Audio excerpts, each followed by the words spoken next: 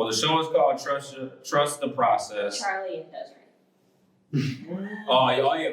Oh, forgive me. They renamed the show Charlie and Desiree, formerly known as Trust the Process.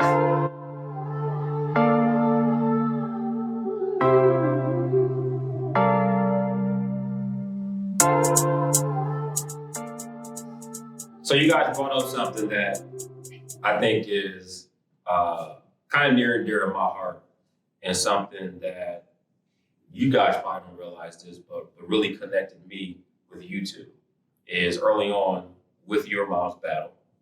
And then, your mom's battle.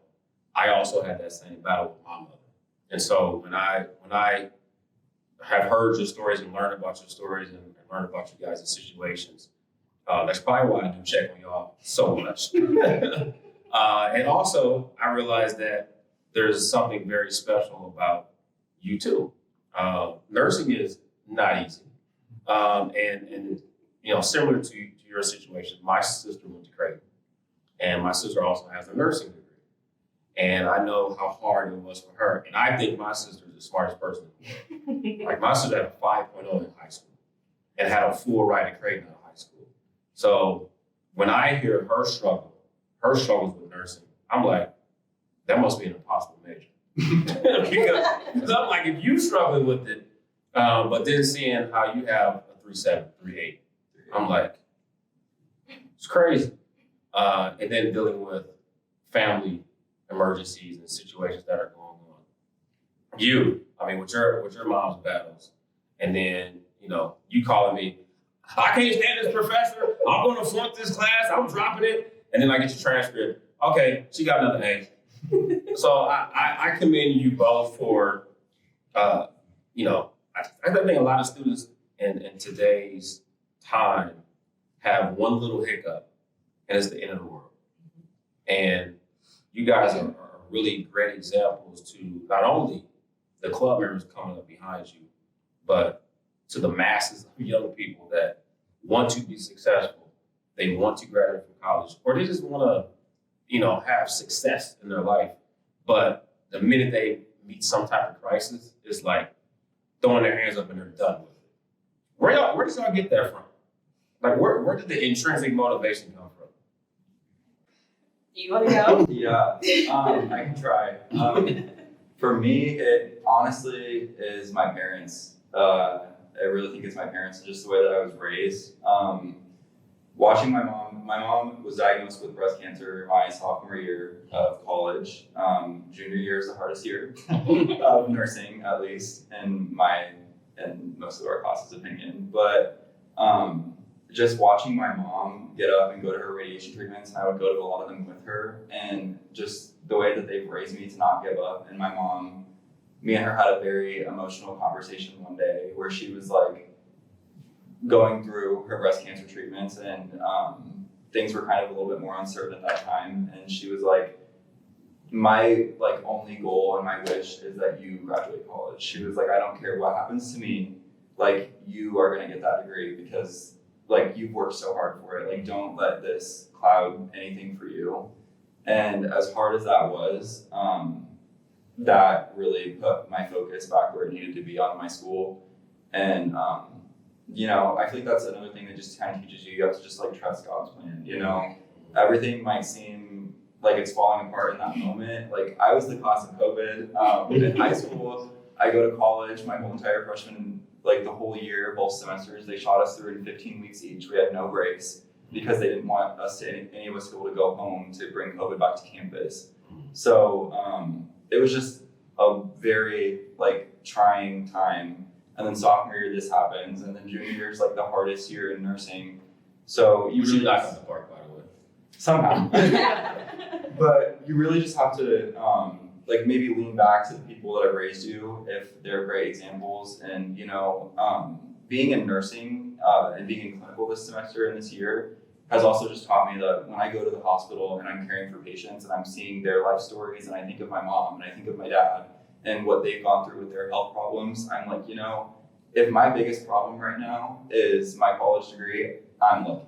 Right. I am very fortunate that what I'm stressing about at night is getting an A in a class, while these people are literally stressing about if they're gonna live tomorrow. Mhm. So I think just besides my family, nursing has really kept me and my eyes focused on, let's be grateful, let's be thankful that I have this opportunity and I'm gonna do my absolute best to see it out.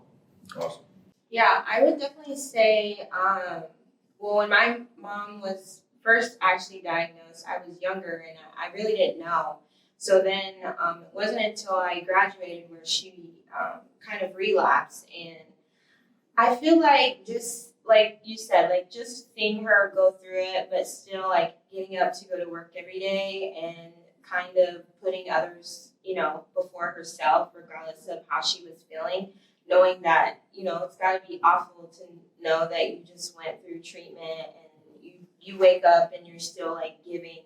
And my mom's just so selfless. And so I think it really came down to like that, like knowing that my mom was willing to be selfless in the midst of her pain, in the midst of, her trials. And so I think with school, I kind of just gained that grit and it's like, this is not forever. This is just kind of temporary. Like you're going to get through it.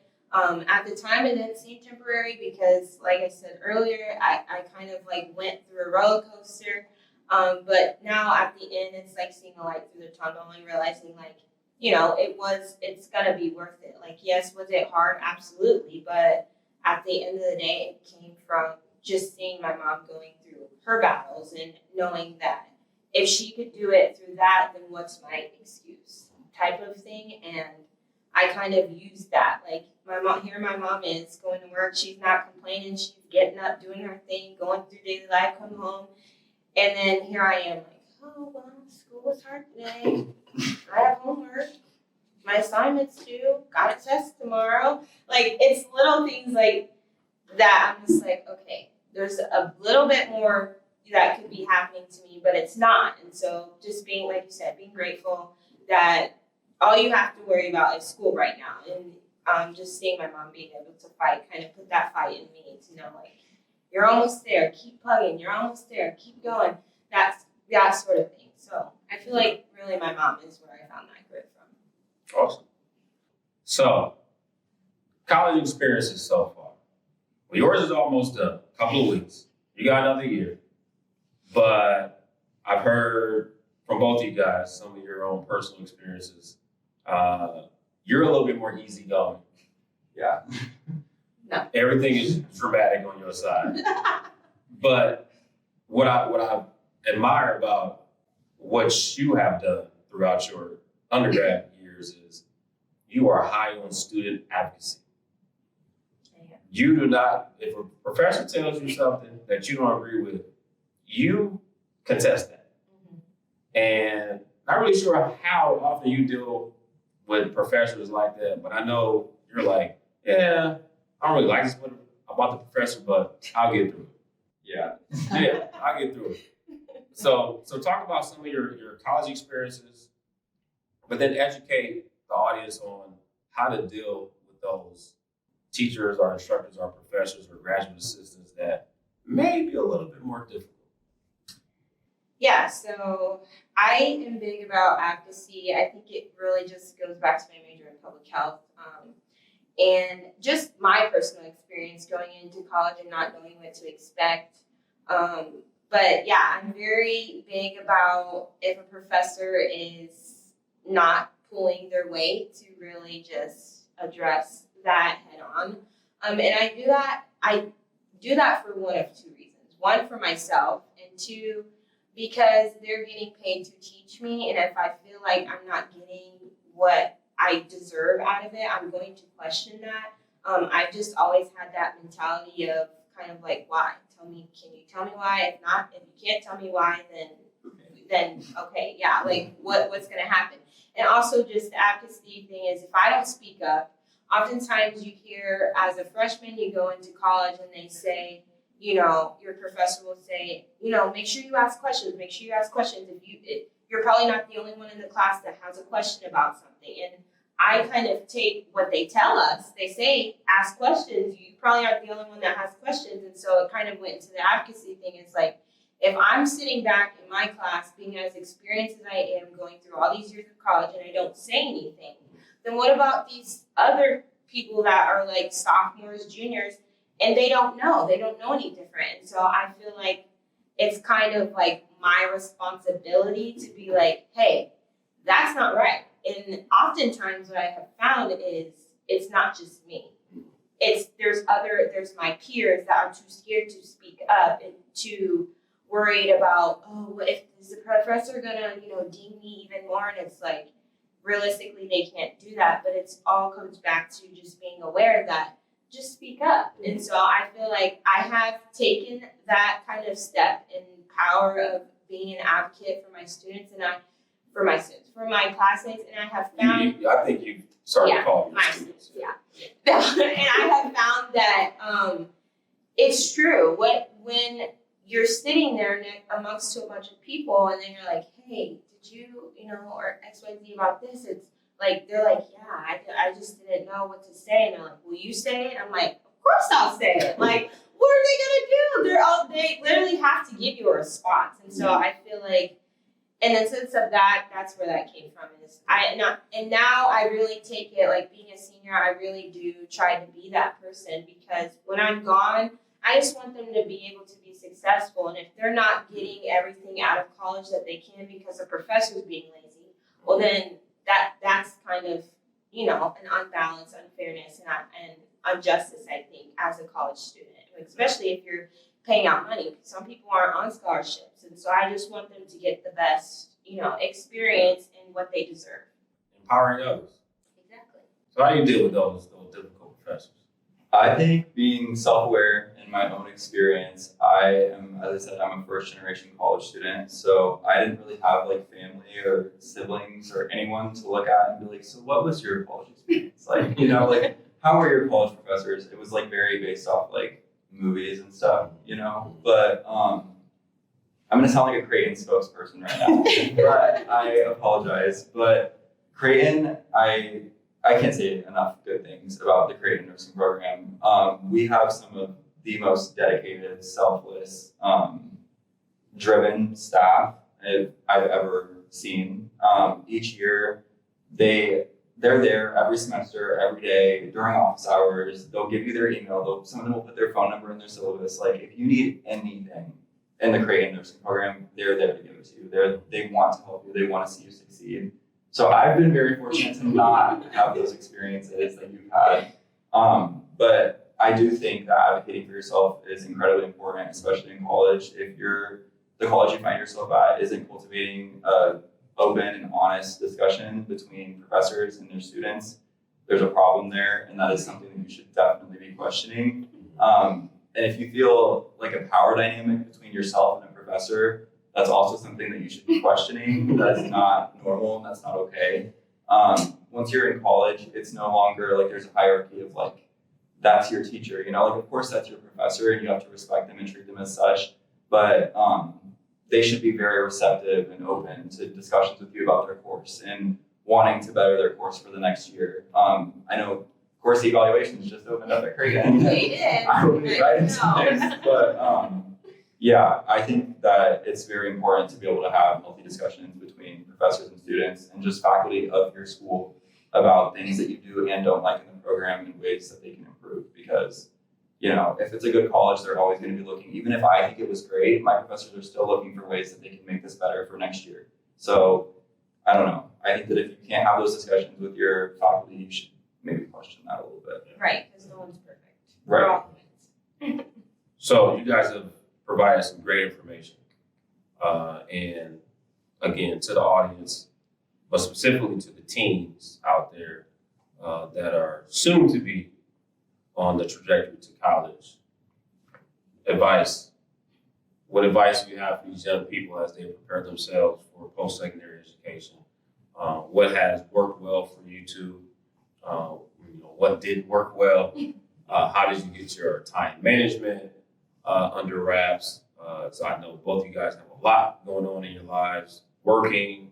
I know you're working at the hospital now as well. You've always, been working and doing internships and things of that nature. But time management, the endurance, study habits, all of that. What advice do you have for them? I think my biggest thing that I would say is don't sell yourself short. And when I say that, it means just allow yourself to reach for the stars. I know it sounds so cliche, but in reality, I think that's how I got to where I'm at now is understanding that you're your biggest, critic. You're going to be your biggest person, that battle that you have to deal with, because when it comes down to it, it's really mental. And you've got to find a way to push yourself to keep going. I think my biggest thing is just having the support from the scholarship team, really. And I truly mean that, because if it wasn't for the scholarship program, there were times where I'm like, I'm not going back. When school year rolled around for me, it's like, hey, what we doing? What classes we got? Where are we at? Kind of thing. And it was always just that kind of consistency. But as far as time management and studying, honestly, I don't know. You really just got to find a balance. And you got to find a balance that works for you. And I can't really say what my balance is, because that might not be what somebody can reach up to. And I don't want them to be like, oh, well, I can't do that, so I'm not going to go. So I don't really want there to be a standard or expectation, but find a balance for yourself. And whatever that looks like, just understanding that that's okay. That's your balance. That's what you can handle. And studying, it really just, you got to find what type of learner you are. Some people are very hands-on. Some people are very visual. Some people like to write notes. Some people take notes on a computer and they're okay. Some people don't. Some people just sit in class and they twiddle their thumbs and the information just goes.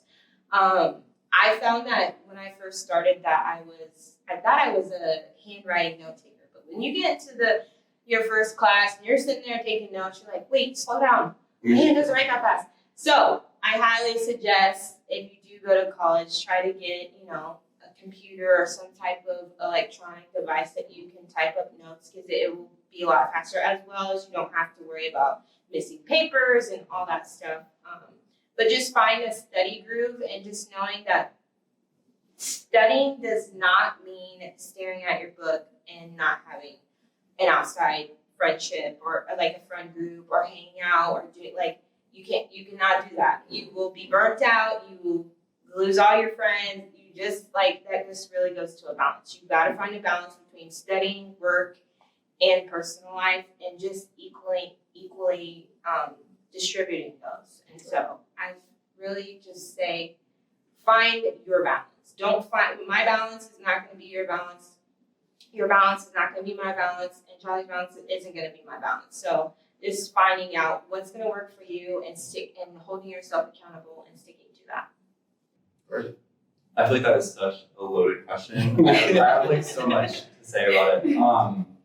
I think that one of the biggest and most important things in going into college is that you, like you said, you cannot sell yourself short. You can think that there are so many odds stacked against you. Like, you might be a first generation college student going to a big university. You might have not had the most stellar GPA. You might have, there's all these factors that can play in your mind and kind of hold you back, but you can't let those things hold you back. And other than that, you really don't, as kind of what you were hinting at, don't compare your experience to anyone else's. That's the easiest way to kill something good, it's a quote, is to compare it to something else. As soon as, I have friends that are in business school. I'm in nursing school. I see my friends in business school going out a lot more than I used to go out. And if I sit there and I'm like, oh my gosh, my friends are doing this today, and I'm sitting here writing this paper, I'm writing this care plan, it's easy to get stuck in a mindset of why, and asking yourself these questions. But you have to just really, keep your experience to yourself, individualized, and not let comparison factor in, because that's how you're not going to set yourself up for success, especially in college. Also, I think one thing that I struggled a lot with, I'm not sure if you did or not, was imposter syndrome when I first got to Creighton. Being a first generation college student, going to a school like Creighton for a degree like nursing, all my friends there that I've met, and I love all of them so much, but their parents are very wealthy people, and their parents are doctors, and this is not their first rodeo in college. all the last 3 generations of their family have went to college, and they're very smart people and they're very driven, and I can relate to them in personality traits, but in the way that their lifestyle is, oftentimes I can't relate to them. I'm not sure that I would want to sometimes, but I think that it's just very important to, keep your head on your own shoulders and, make friends in college and do your best to relate to everyone, but just understand that just because you might be a little bit different than other people, or the story that you have growing up might be a little bit different, you're sitting in the same class next to that person. And that you can take that and you can be scared of that and you can kind of like be like, do I deserve to be here? Or you can say, we're in the same room right now. Look at how different our backgrounds are, for better and for worse, both ways. And you can be very appreciative of that and just understand that where you ended up is where you belong. If you are accepted into a college, they see something in you. Like I know there's people from the Boys and Girls Club that have gone to like Ivies, and I'm sure that they've had way more of a culture shock than I had at Creighton. But you just have to really, have faith in yourself and trust that you ended up where you were meant to be, and just be grateful that you're there, and try not to let your fears, cloud your judgment and trick you into thinking that you're not deserving of where you are. That's probably my biggest advice. Yeah, and I would say to that, just knowing that your story is your own and you cultivate your story at the end of the day. And so just knowing your story is unique and it's going to help somebody later on, whether you realize it now or not, it truly is. And so when you try to live, in someone else's story, then you're missing out on cultivating your own. So I just wanted to add that when you were talking about, just be yourself and keeping your head on your shoulders and keeping your experiences as your experiences, because when you try to live in someone else's shoes, like I could be like, oh, well, I wish I would have went to nursing. My mom was a nurse, but understanding like that wasn't my path. And so everyone's path is going to look different, but just stay true to yours and you'll be amazed at what happens after. Awesome. Well, before we get out of here, we've got 2 things left. First is you're doing some amazing things at the hospital, so I want you to highlight that. And then you were awarded a pretty prestigious award, so you're going to talk about that. Talk about your thing, all the different things you're doing at the hospital, ER and some of those other things. So highlight that real quick. I work at Nebraska Medicine on the trauma unit. I've been there for almost 2 years now. I started out night shift, and doing night shift throughout college and nursing is insane, but I wouldn't trade it for anything. I've seen so many things, and I've been doing, I was working as a CNA previous to starting my clinical experiences at Creighton.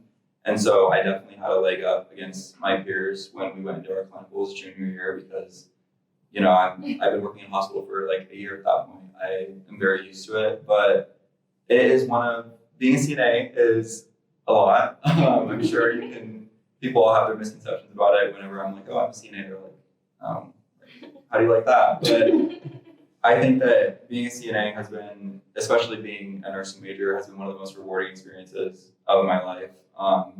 Being able to care for people in some of their most fragile times, especially on a unit like trauma, we see some very catastrophic things, injuries to patients. It could be as simple as somebody that's there because they had a simple surgery that was scheduled, or someone that just got in a car crash and broke basically every bone in their body, is in full cast, external fixators on their legs. Like, you see some crazy things up there. It can get as dark as suicide attempts on our floor. But it really keeps you grounded, and it's taught me so much, and I've learned so much, and being able to be impactful to the patients that I care for, even though I am only a CNA right now, I know. But being able to care for them and just talk to them and be the one that's, giving them their bath, because that's what a CNA does most of the time, and, talking to the patient and being able to hear their life story and what led them to where they are today is beautiful. And that's something that I love about healthcare, and especially what I love about nursing. And yeah, I don't know, I wouldn't want to go back and change my job for the last 2 years, even though sometimes working while in college is a lot. Yeah, that's awesome. So, what happened to you a couple weeks ago? Don't be bashful now. So, she's in the College of what? Public Health. at UNO. She's, everybody on campus knows this because, she's been there so long. But you, what was awarded something, talk about that. So I was selected I got an outstanding student award for the public health degree at UNO. There are some criteria that comes with that. You pretty much get selected by a bunch of professors that are at the H&K building at UNO, and they come together and they choose 2 students that they feel were like the top standing in the class. And I was selected as one of them. Another criteria is you have to have a 3.8 GPA or higher. And as Jermaine stated, I have a 4.0. So I kind of fell into the bucket. And so, yeah. Very, very, very, very, very, very small bucket. Yes. And I was very shocked when I got the email. I was kind of like, wait, what is this email? This is a joke. But no, it really took me by surprise, and just being able to be there, graduating and getting that award was an incredible honor for me, just to show how much I've grown over the years, and just being able to be selected as that. And then a professor had came up to me at the end. You had left, but they came up to me and she was like, all the professors were fighting about who's going to give you the award. And at the award ceremony, there was a guy, one of the guy professors was up there handing out the awards, a few of them. And he had stepped down, and I thought it was because he was just, awkward or whatever. Come to find out, that was not true. The person that gave me the award, I guess all the professors kind of hashed out, and she got the last say. And so she was like, I'm giving her the award. So that's how that came about. And that just was so heartwarming to me to know that, all through thick and thin, and all the emails and all the annoyances, and having to remind my professors that they have spelling errors on campus, and they take forever to grade my assignments, all that little spiel that I went through for the last few years, just knowing that they've seen my work ethic, and it all came down for the good. And so, yeah, that's what happened. Awesome. Well, the show is called Trust the Process. Charlie and Desiree. Oh, yeah. Oh, forgive me. They renamed the show Charlie and Desiree, formerly known as Trust the Process. And with that being said, because it was formerly named Trust the Process, according to Des, what moment, if you could briefly surmise, what moment along your path that really stood out where the slogan Trust the Process really kind of honed in for you?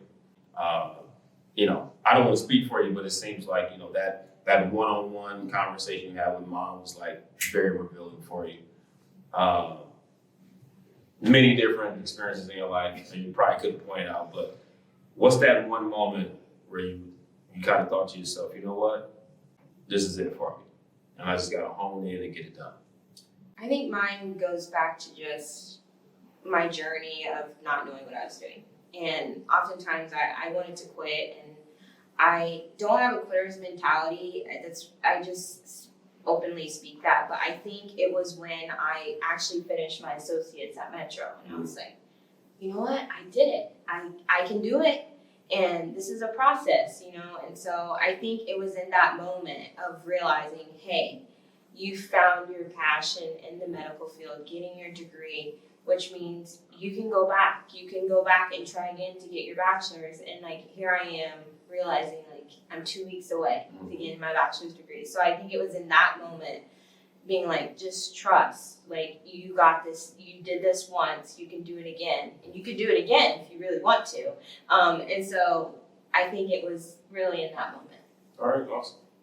For me, I feel like the way that I grew up, I very early on was let's just trust the process. But I think throughout my college experience, if it wasn't the conversation that I had with my mom, that would probably likely be the point where I was everything at that point in my life felt like it was like crumbling in. And I was like, you know, if we're gonna fall forward. And I know that's a quote, but that is so true. Charlie quote now. Charlie quote now. But I was like, if we're like, you know, when everything seems like it's like caving in around you, you know, you can like crumble with it, or you can just go with it and try to move through it. And I think that just, you know, after that conversation with my mom, I was like, you know, we're just gonna fall forward. We're gonna see where it takes me and try to keep going. And it took me here, and yeah, Here we are. here we are.